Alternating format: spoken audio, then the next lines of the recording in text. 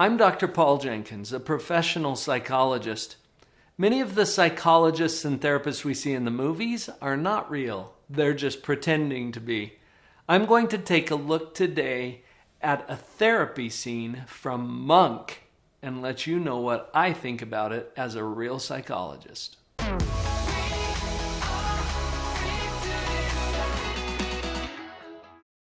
Monk is one of my favorite television shows about a police detective. He's an investigator who is really amazingly good at solving crimes, partially because of his pathology. Monk has a condition that would probably qualify for obsessive-compulsive disorder as a diagnosis. Maybe obsessive-compulsive personality disorder. He's got a lot of funny things going on, and that's part of the fun of the show. It also gets in his way and causes some problems, and so he attends therapy sessions with a doctor who has known him for quite some time. In this clip, we'll see an interaction between Monk and his therapist. Let's take a look.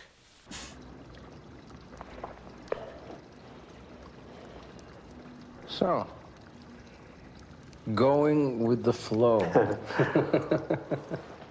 Good.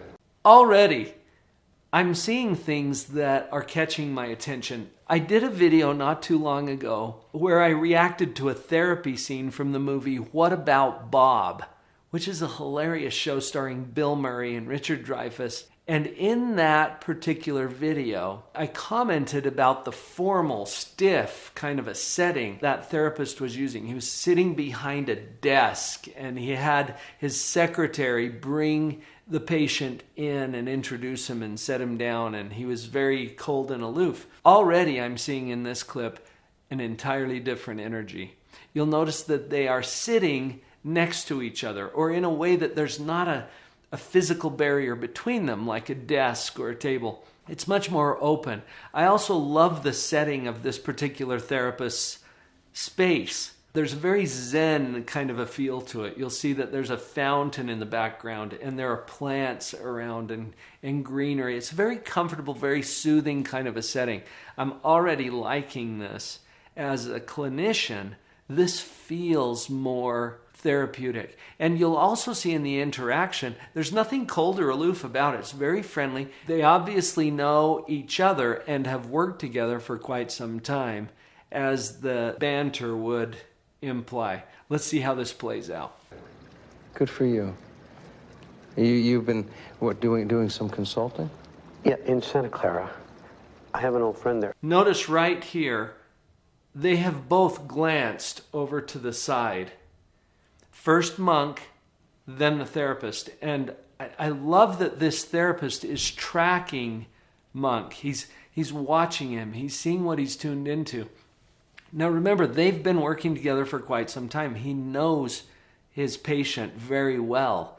And so when he saw Monk look over, you see then the therapist look over. This is something also in the industry we call mirroring. Mirroring is basically what we just talked about. You're observing and watching what's going on with your client or patient and mirroring that on your side. So in this case, it's looking over to whatever's on this side of the office. We're going to see what it is in just a minute. But it could also be posture. So there are times when a client will lean back in their chair and the therapist will lean back in their chair. Or when they lean forward and then the therapist leans forward. That's what we call mirroring, and it's a way of showing empathy and tracking that client. It usually happens very naturally, and experienced clinicians will do this in a very skilled sort of a way. You see it all the time.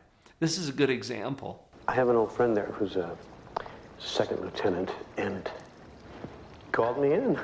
Well, how'd that make you feel? I mean, being called in. Feels. Interesting. How did that make you feel? Classic. Probably stereotypical. In fact, that's what some of the jokes come from in the therapy industry. And I think we see this a lot in TV and movie therapy scenes. How did that make you feel? And because it's almost a stereotypical thing that a therapist would use. Instead of just leaving it with how did that make you feel, he jumps in and clarifies, the thing that happened. And so he gave him a little more context to work off of. It made it feel a little less stiff or stereotypical. It's a way that we can draw out the emotional experience. In therapy, a lot of times people get into their head. They're up here, they're thinking about things. It's ideas and concepts and philosophies. And a therapist very often wants to draw people down to the core, to the feeling level. And that's why that question comes up a lot. So it doesn't surprise me that it came up here, and it's pretty indicative of what therapists are trying to do in a session. Feels like old times. Again, there you see both of them look off to the side, and then the producers of the show decided to show us here what they're looking at, and it's the pillows on the couch. Now, what did you notice about the pillows?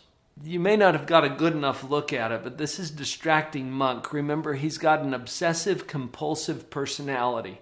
He's got some anxieties around everything being in order and in place and where it needs to be, and one of the pillows is not in place. You may not have noticed that. The therapist knows what he's noticing because he knows Monk. So as he looks to the side again, it's an example of the mirroring, tracking where Monk is with it. He's not going to just push forward with the agenda because he knows that there's something going on. I love that. Let's continue. Back in the saddle. What, do you think you're ready to go back full time? No, I don't mean consulting, I mean back on the force. Definitely. Now they're continuing with the topic of conversation, but I'm sure that this therapist has not ignored the fact that Monk is totally distracted with the pillow.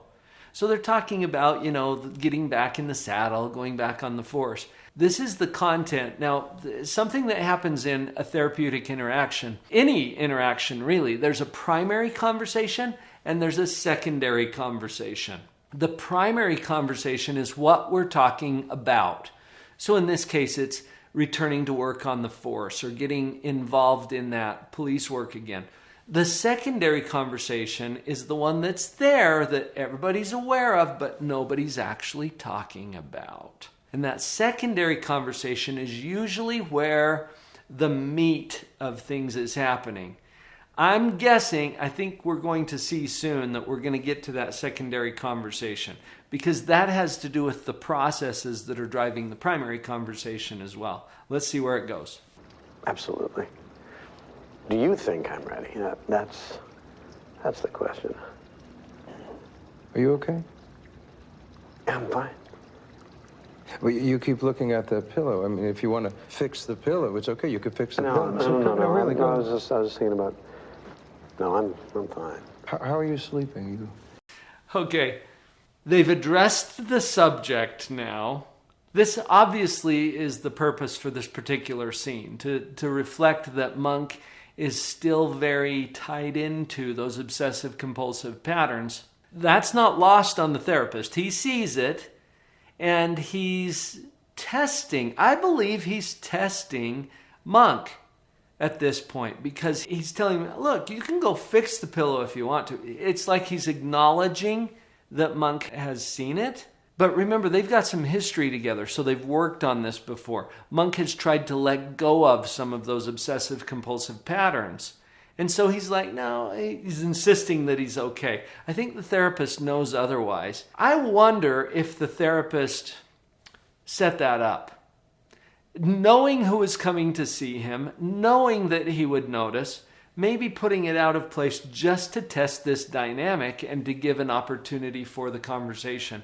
And therapists do this sometimes, which is totally fine. It's not some kind of a cruel practice that therapists have. They simply want to make the secondary conversation primary. Let's bring it up so that we can actually talk about it. Now, I don't know, and I can't remember from the first time I saw this episode whether they actually get into a discussion about that. But let's see what happens next and how this plays out. Well, Trudy and I were married for 7 years. It would be weird if I if I never dreamt about her, right? You're testing me, aren't you? You. Okay, right there. Did you notice that? Monk had the same thought that I just shared with you, that this therapist is testing him.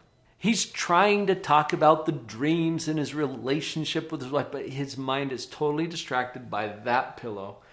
And everybody knows it. And now Monk is wondering, oh, you're testing me, aren't you? You left it like that on purpose. Did I? Okay. So the therapist, did I? He's not even going to admit it right now. Probably because he's still testing Monk. He could have just admitted it at that point if he did, but he wants to see how Monk is processing this. It can be kind of a game sometimes in therapy. And again, I want to put this in the context of a relationship that's already been established over quite a period of time between Monk and this therapist. They know each other. They've talked about these things before. I think if this were happening in a first visit or in an early phase of therapy, it would not be nearly as effective as what we're seeing here, couched in the relationship. Okay. Yeah, so anyway, I've been feeling, excuse me.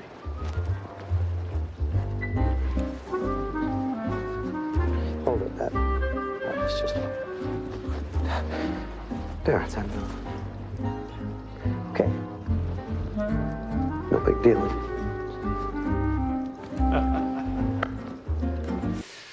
I get a chuckle out of that.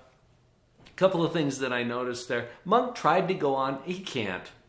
It's just in his personality. He has to do something about it. He finally says, excuse me, he gets up and he goes and takes care of the pillow. On his way back, just for good measure, he straightens out some of the plants or the decorations there on the table. And did you notice the therapist? Therapist is just looking at him like, yeah, we're still in it, aren't we?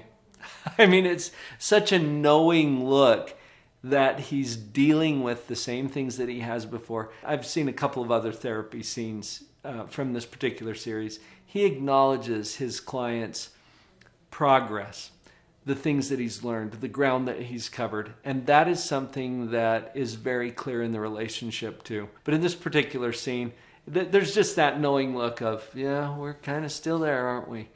I'm guessing that he did set it up, that he put that pillow out of place on purpose just to see how Monk would handle it. Monk did okay with it, but he's still got the issues, like we all do. It's fun to see depictions of what I do professionally in the media, in television and movies. If you have seen some things that you'd like me to react to, send me a message or put something in the comments. I'd be happy to take a look. And we've got a whole playlist here on how a psychologist reacts to things like this. I hope you enjoy that as well. Her head was down, face locked onto the phone.